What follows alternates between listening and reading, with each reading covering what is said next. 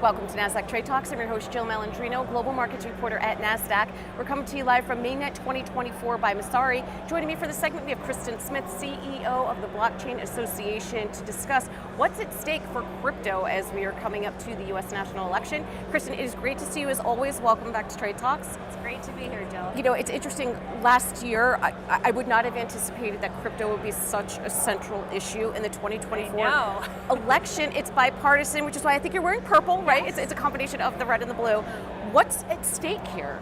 Yeah, you know, it's really interesting to see the changes just even in the past 6 months, where crypto has really become a central issue in the campaign. I mean, I was the first one a couple years ago, if you had asked me, I never would have thought we'd see this crypto voter, but it's really exciting to see. We've seen a lot of different polls over the past couple months, one notably that shows 1 in 5 voters in swing states considers crypto an important issue in the upcoming election.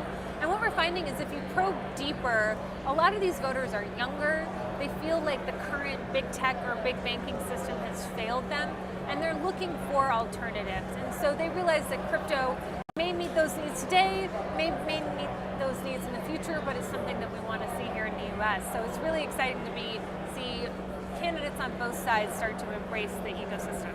What about regulation? Has any progress been made there? We know regulation by enforcement is a challenge. If you don't have a framework, it's hard to discern how to operate the right way. Yeah, no, you're right. It is a challenge. And I think what we've dealt with as an industry over the past 3.5 years is this really this regulation by enforcement approach where the SEC will come in and sue companies for violating securities laws, but they haven't yet even given them a roadmap for how to comply. And so I think what we really hope for is next Congress to have the Congress come up and write a new law for how to regulate the markets that will be lasting and provide a better framework. The reality is the federal regulators just don't have the right tools to do it today. And so I do think that's one of the reasons it's so important to get more pro-crypto congressmen and senators elected in the election this November. You know, it's interesting. It's not even specific to crypto either. It's this desire for legislation to come out across multiple sectors,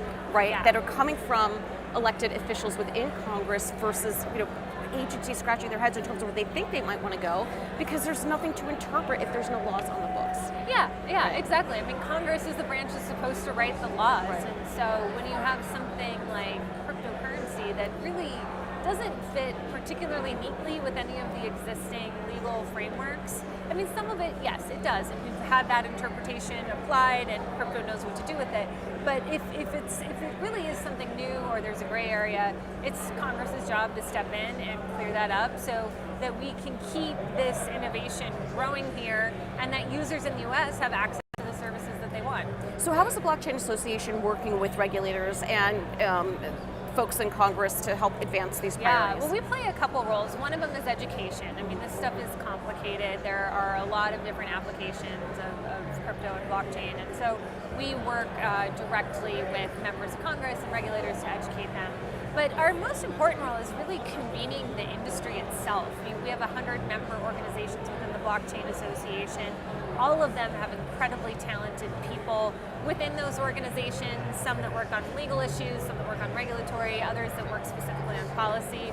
And one of the things we do is bring them together to have conversations to make sure that we are pushing forward a common set of policy solutions and all working from the same strategic playbook. And so it's a lot of fun, certainly an important time, and really great to have the elections kind of be the wind behind us, and I think that we're going to have really productive legislative conversations at the end of the year and next Congress as a result of that effort. Right, appreciate the insight as always, Kristin. Thanks for joining us on Trade Talks, and thanks for joining me from Mainnet. I'm Jill Malandrino, Global Markets Reporter at Nasdaq.